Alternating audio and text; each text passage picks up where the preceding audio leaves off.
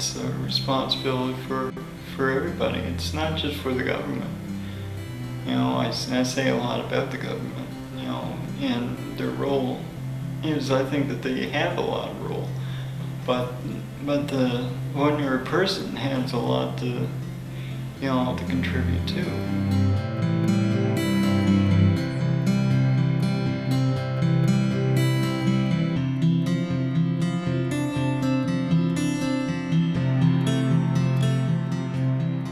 I have a son who's 15 years old. His name is Brendan. He's mentally challenged. And while he was still in preschool, I realized that I had to become an advocate. And in a way, this has become my life's work. I needed to become a champion for him so that long after I'm gone, he will continue to have a good quality of life.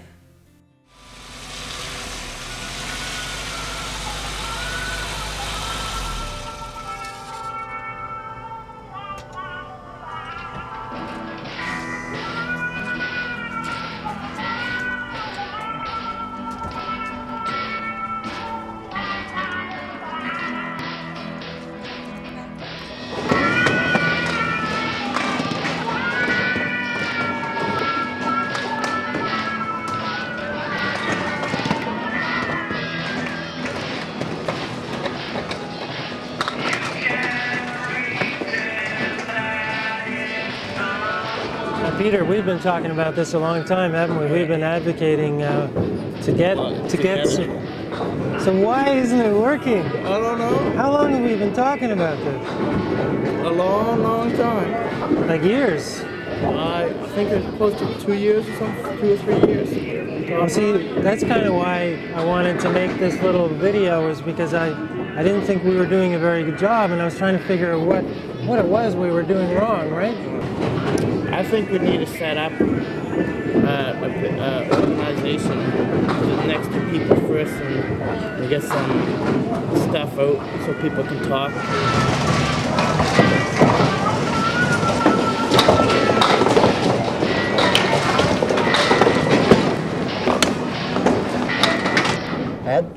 I can't say that word. Is there another word? Advocate? To be an advocate? Advocate, okay, I got that one. Being an advocate, I think is an important role for, you know, for people that really need help. And like you said before, that, you know, that you have to know what you're doing, you have to know some contacts, and it's good to be on one-on-one with that person. Having support groups is really important so that you can, when things are going badly or even when things are going well, to have people to share with. And also that, especially when you're a parent, you realize that there are other people in the same boat, and that what you do as an individual advocate may help a lot of other people as well. I absolutely believe that there is a role for advocates in the Community Supports for Adults program. I think that advocates, whether you're an individual and advocating on your own behalf or advocating on behalf of somebody else, it's important that you stay informed and current about what the issues are, and that you look at, and that we look at, the issues in a broad context. One of the challenges of being a member of government is that sometimes you have to try to get over sometimes emotional confrontations with people that are really passionate, and see beyond that and understand what's driving them. But those emotions sometimes may just put an obstacle in the way of good communication. Nobody likes to be on the in a position that you're defensive or argumentative, and I think that if steps are taken to communicate in a way before something perhaps ends up in a crisis situation, then I think we would all hope that advocacy and the methods and strategies would be in a way that there's respectful dialogue with all parties. There are times when you have to really push and go out there, and you have to march, and you have to make phone calls, and you have to do all of that thing as well. But I think initially, as you're moving into this, then the people that I've seen that are successful, approaching it with a certain calmness and expectation. What I would refer to as the toing and the froing is how I see advocacy working at its best. And that is if someone's calling me as a departmental staff and they're either an individual advocating on their own behalf or a representative of an organization, what I would hope would be that we could expect to have some dialogue in a respectful way, and the sharing of information that is either going to begin a whole new process of dialogue or will answer the questions that have been asked in a way that people end the conversation thinking, there, I got something from that. Be willing to get out there and search, problem solve, find out what's been done, and even when people say, well, we tried this before and it didn't work, that you're going to maybe still try anyway and try a different way, or just go back with a new face and have a little bit of a fighting spirit, but in a real gentle way, I guess.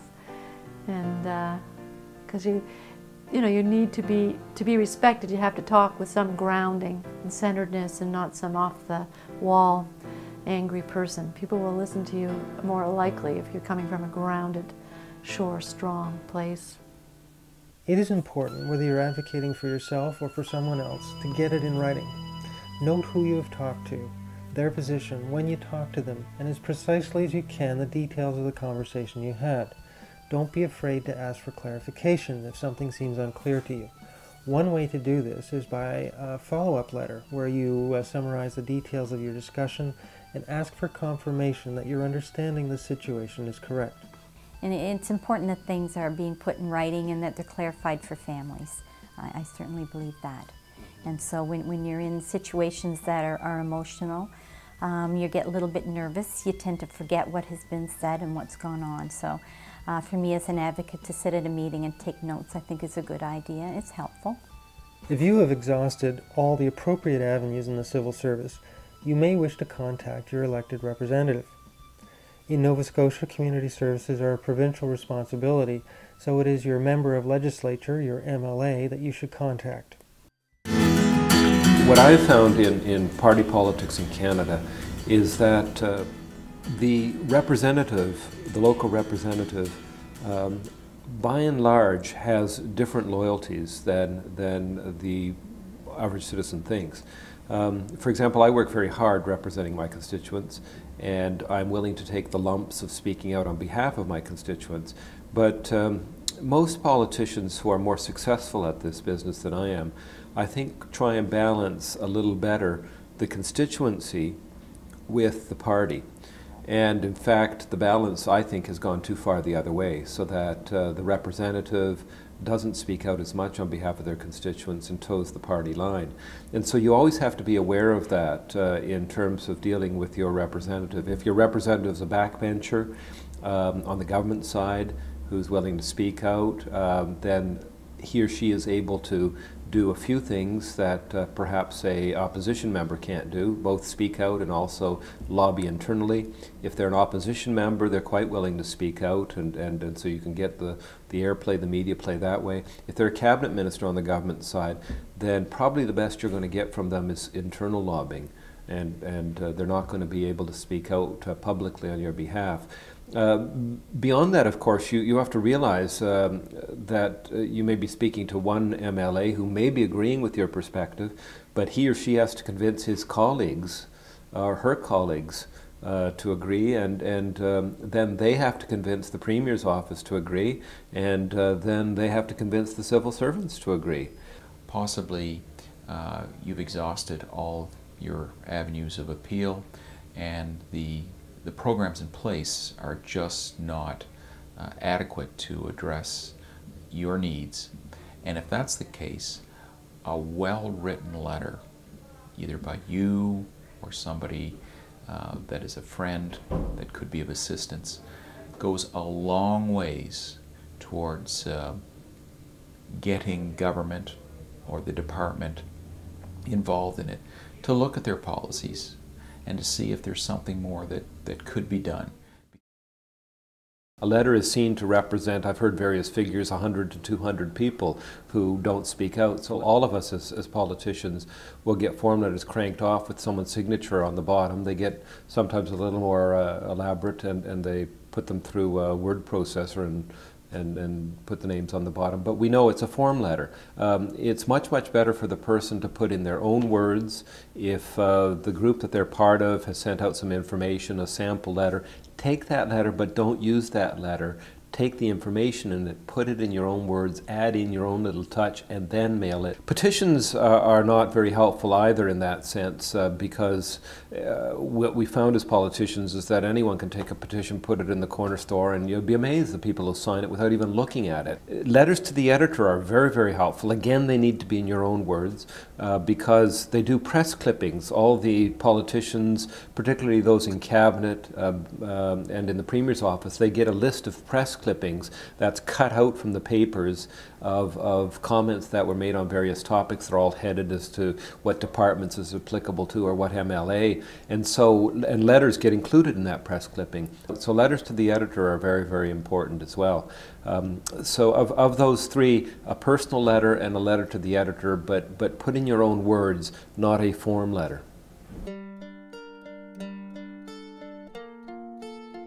We have a family of 3 boys.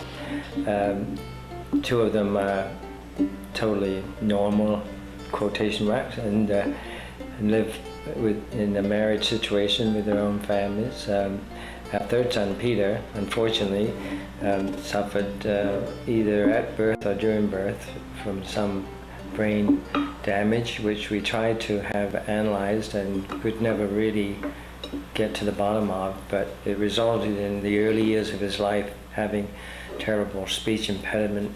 He was unable to be understood. His language was garbled, so that people often made fun of him, but more so when he went to school.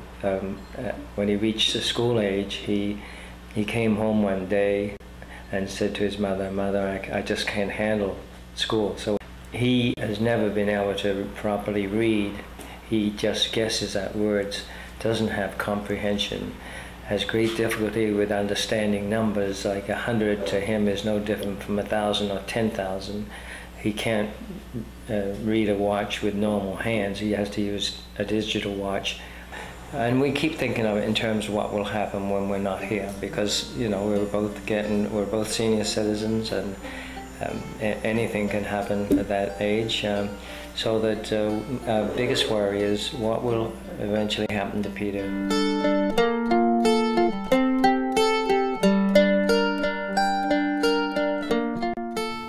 When letters come in from Nova Scotians to me as Minister of Community Services, first of all, they go to the appropriate section in the Department of Community Services, where the staff that have the greatest knowledge about what the letter's about try to provide some briefing notes and maybe a suggested response for me.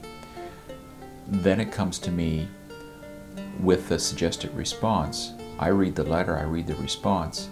I decide whether I think that the response is reasonable and I would sign that letter, or if it should be sent back for further consideration. The thing you have to remember is that MLAs and MPs are very, very busy people. They have lots of different demands.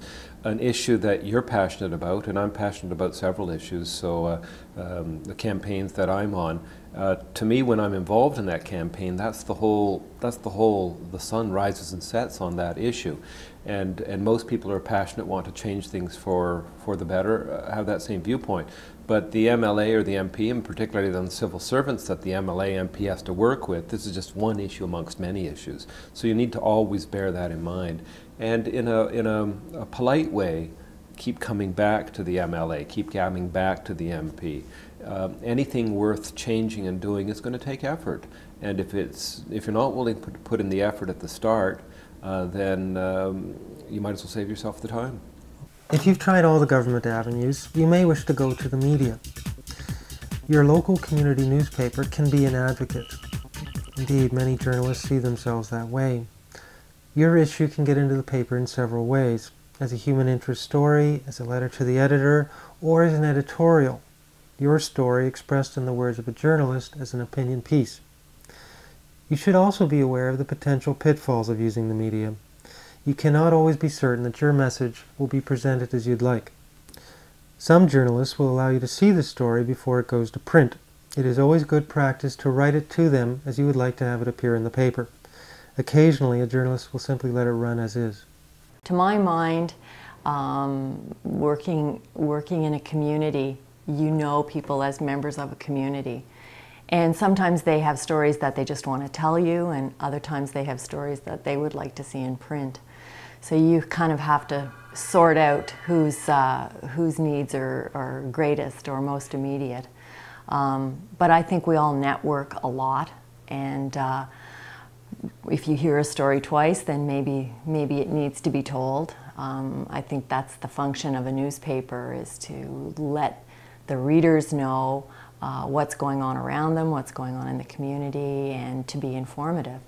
And sometimes that is, in fact, advocating for members of the community to try and let the system know, let the community know, let everybody know what's going on.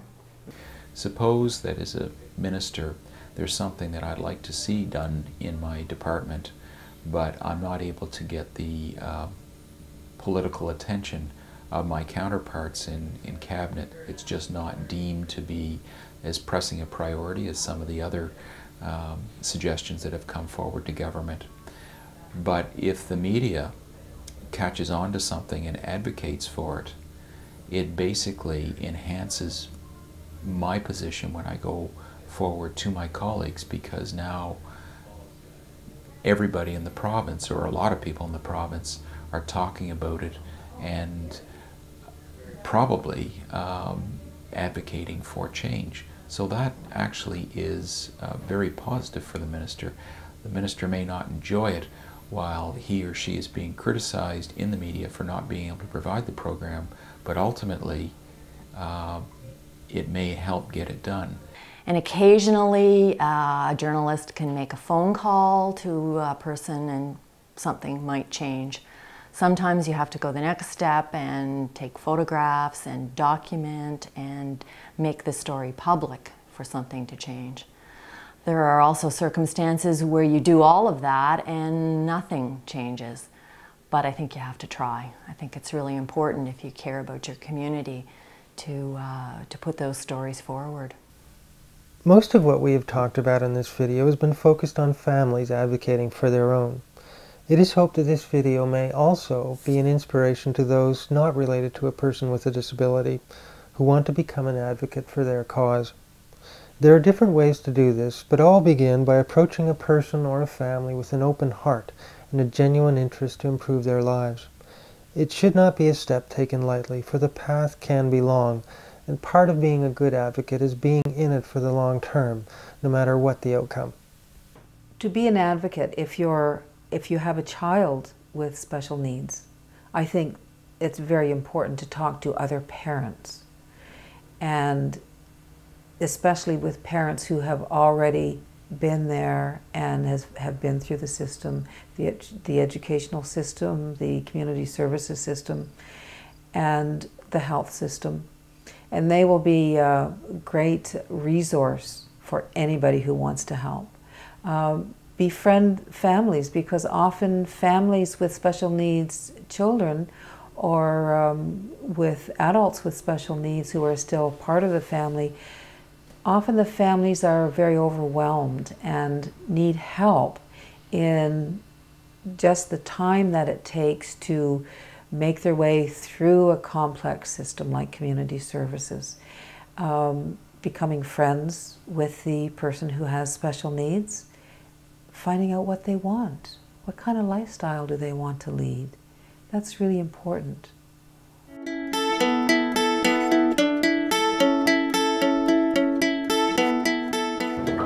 it's a good feeling to, you know, and it's an achievement.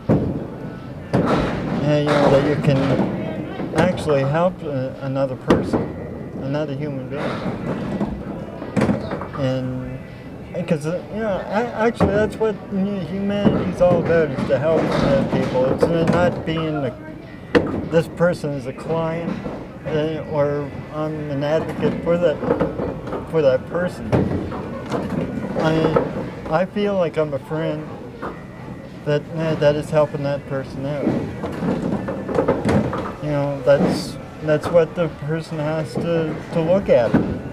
Can't look at it as a job. You got to look at it as one-on-one with a friend, helping that friend out. Oh, it's an honor. It's a privilege to be invited into this person's life, and often it's very intimate. It's very scary sometimes. It's very I don't know. They have a lot of emotion, and if they're upset and they've been through a lot of closed doors, you have to really honor them for who they are, and yeah, it's tricky, but it's if you go with an open heart and really listen, you have to do a lot of listening, and that's one way to help them really feel like you are going to really be a partner with them. I think to be a good advocate, above all, you need to be a good listener. You have to understand the concerns, understand the issues, and recognize the process. Finally, be creative. Most of what is now considered progressive in the field of disability is the result of people whose backs were up against the wall, feeling they had nowhere to turn. From this lack of options, real options have been created.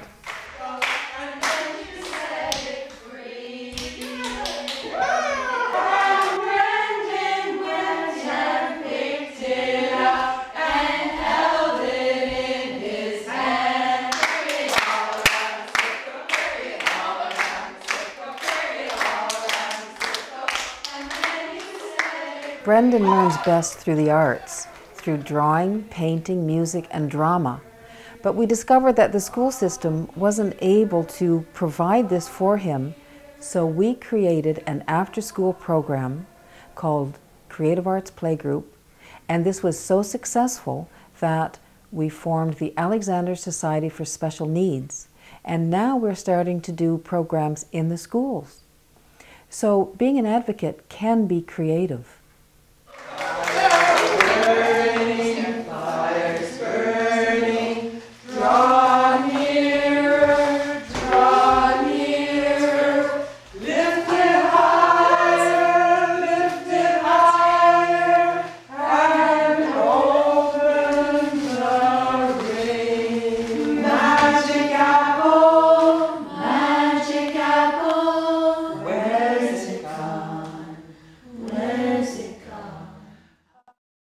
When Capri started many years ago in 1986, there were no services or very little employment services, future vocational services for our sons and daughters.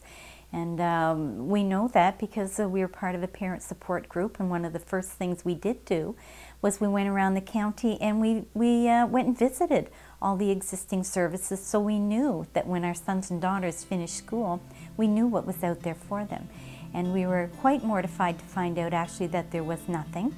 And so being parents, and often decisions are being made out of desperation, and because we all had sons and daughters with significant needs. It was a little bit of a frightening thought when you're looking down the road 10 years ahead and thinking that you and your son or daughter would be sitting at home all day wondering what the pair of yous were going to do together. That was a little mortifying thought for us as parents, and so that's why we really chose to sort of regroup and think, well, okay, what can we do here? What kind of options do we have? And look at that with every bit of seriousness and forethought into trying to set up something to secure our sons and daughters' future. Well, I think without a doubt getting involved in the creative process It's been a tremendous learning experience, and no one has been any more surprised than us of the success at Capri. It's been a learning opportunity that I wouldn't have missed for the world.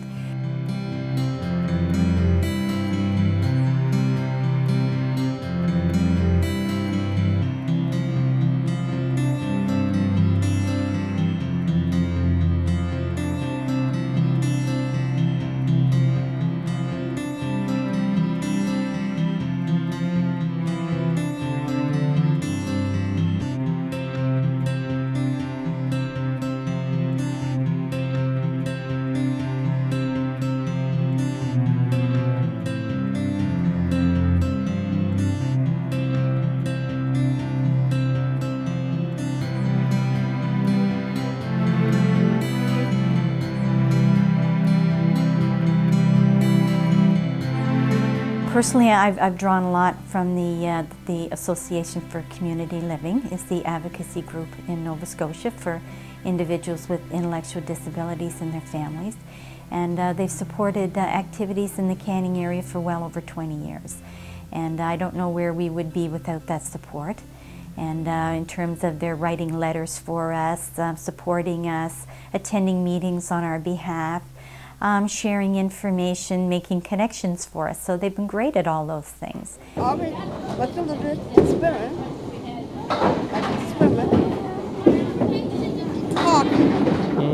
Were you guys interested? Will you guys be interested coming to a meeting sometime? Yeah. All right. Next meeting we have and stuff, we set up, and we tell Peter to call Kings Meadow, and we will work out arrangements to come. Talk to staff? Yeah, we talk to staff and everything. Yeah. So, I don't have any other things to say. You guys have any other things to say, or? Not really. Not real? That's it for now. Thanks.